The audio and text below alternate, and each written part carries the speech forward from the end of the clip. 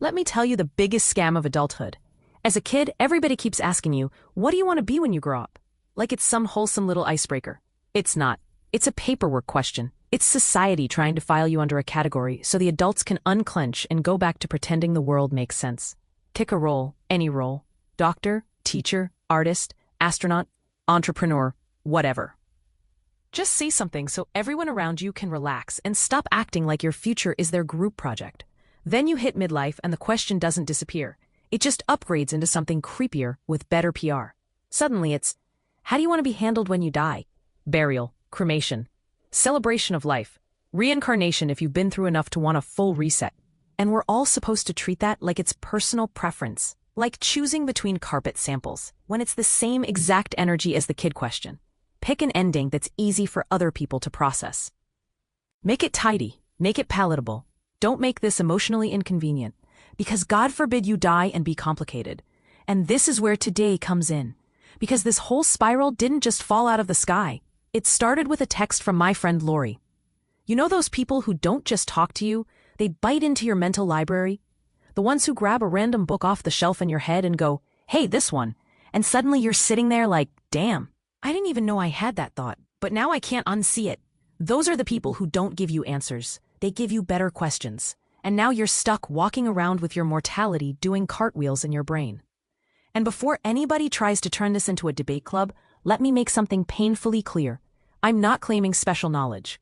We all have the same technology. We all have phones. We all have the internet. We can all research anything at any time, at 2 a.m, half asleep, spiraling like it's a hobby. The difference isn't access. The difference is what won't leave you alone. And these are the questions that keep haunting me. Not, how do I live forever? But how do I make sure I don't disappear without context? How do I make sure the version of me that survives, memory, story, whatever people repeat, doesn't get flattened into something convenient for everyone else? So yeah, this is an episode, not because I made it one, but because this is what happens when the people who know how to bite your mental bookshelf start poking at the parts nobody labels. First, they ask you to pick a role so the world can relax. Then they ask you to pick an ending so the world can relax. And somewhere in the middle, you realize you've been managing other people's comfort your whole life. That's what I mean when I say immortality. Not living forever. Just staying intact long enough to be understood at least once, by somebody, including me. Here's what I actually think is going on. And no, it's not a midlife crisis, and it's not me trying to be deep for sport. Midlife is the moment your brain finally accepts that time is no longer hypothetical. When you're young, everything is still a someday problem. Someday I'll figure it out. Someday I'll fix it. Someday I'll become whatever I was supposed to become. Midlife is when someday turns into, oh, this is the inventory. This is what's left. This is what's already been written. That's why the questions change. You stop asking who you're becoming, and you start asking what's going to remain. Not what I do next week, but what lasts when I'm not actively performing. What people remember. What stories get told when I'm not in the room to interrupt them. And once you notice that shift, it's impossible to unsee it. You realize that identity is loud, but legacy is quiet. And quiet things are much easier to rewrite. So when I talk about immortality, I'm not talking about living forever. I'm talking about witness. About whether the version of you that survives is even remotely recognizable to the person you actually were. Because if it isn't, that's a kind of death too. And it doesn't wait politely for a funeral. It happens every time someone reduces you to a label, a role, a chapter they've already closed. That's also why all the end-of-life choices feel weirdly loaded. Burial versus cremation isn't really the point. Celebration of life isn't really the point. Those are just props in a much bigger play about control. If you can't control how this ends, can you at least control how it's framed? Can you leave enough of a trail, words, stories, recordings, jokes, receipts, that when people start simplifying you, the record fights back? And no, that's not ego, that's pattern recognition. Every system we've ever trusted to hold meaning has a bad habit of sanding people down once they're no longer inconvenient in real time. Families do it, religion does it, institutions do it, even love does it sometimes. So when someone hits midlife and starts obsessing over memory, story, and continuity, it's not because they're afraid to die. It's because they've finally noticed how fast people get erased while they're still breathing. That's the first solving. Not answers, not closure, just the realization that staying intact in a world that loves to flatten you is already a fight. And yeah, once you see that, it explains a lot about why these questions won't shut up. And this is where it turns painfully specific. Laurie sends me my co-star, not some random quote, not a meme, but the one that's about me. And it says something like, I'm on WebMD searching for how to achieve immortality, which is rude, hilarious, and unfortunately accurate. Because yeah, that is exactly what I do. I don't just sit with questions. I open tabs. I go to co-star. I go to WebMD. I go to whatever glowing rectangle is closest and start typing like maybe the universe finally left an answer in the comments. But that's the real confession in that image. It's not about astrology or medicine. It's about me not trusting the systems that raised me to handle the questions they created. Religion promised immortality, but only if you followed the rules. Family promised legacy, mostly through silence and selective memory. Society promised meaning, as long as you stayed useful and didn't make anyone uncomfortable. So when the questions get too big, I do what modern people do. I outsource my existential crisis to technology and hope it sends back something better than drink more water. And honestly, that's not pathetic. That's evolution. Kids ask adults for answers. Adults eventually realize the adults were guessing. Then midlife hits, and you stop asking who knows and start asking what survives. That's the pivot. That's why seeing my own co-star joking about WebMD doesn't feel random. It feels like the algorithm accidentally told the truth. It's not about medicine. It's about authority. It's about realizing every system that ever claimed to know what was going on has terrible customer support. So I turn inward. I turn to art. I turn to writing, recording, content, anything that leaves a trace. I turn to witnesses. I turn to humor because it keeps the question from crushing me. And that's not fear of death. That's a refusal to disappear uninterpreted.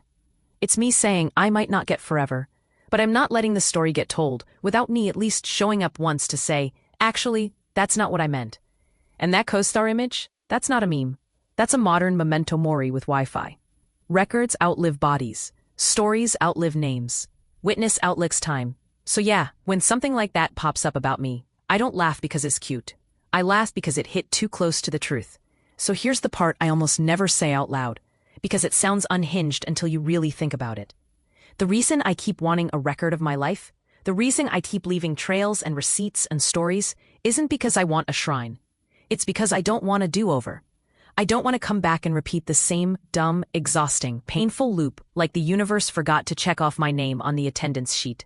Because if there's no record, if nothing is witnessed, then it's like none of this counted. And if none of this counted, then congratulations. You get to come back and do the same stupid lessons all over again. Same wounds, same patterns, same why is this happening to me energy. Just in a different costume. No thank you. I've already done my time. And here's the messed up part. I don't actually want to be remembered by everyone. I don't need a statue. I don't need a parade. I don't even really want people talking about me when I'm gone. What I want is for God, the universe, whatever you call it, to be able to look at this life and go, yeah, she finished. That story is complete. We don't need to rerun that episode. So when I keep making things, when I keep recording, when I keep trying to leave a trail, it's not because I'm afraid to die. It's because I'm afraid of being sent back to repeat a life that already wrung me out. I want a cosmic done stamp.